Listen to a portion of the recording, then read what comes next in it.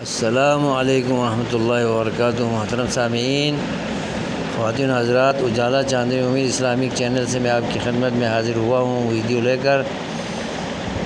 سورہ بقرہ کی تفسیر اور تشریح کا سلسلہ جاری ہے۔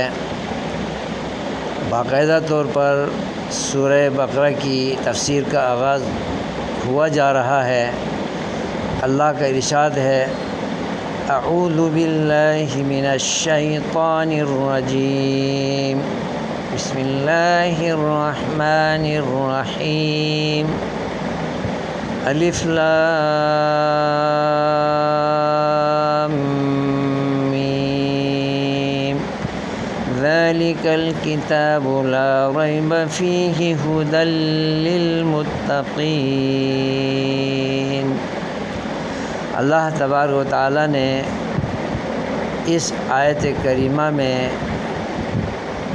ارشاد فرمایا ہے کہ الف لام میم اللہ اعلم بمرادہ، ذالک الکتاب لا ریب فیہ، اس عظیم قرآن کریم کی تعلیمات میں، اس کے منزل من اللہ ہونے میں اور اس کے سچی کتاب ہونے میں اور اس کتاب کے کسی کی طرف سے گڑھی ہوئی نہ ہونے میں کوئی شک نہیں ہے۔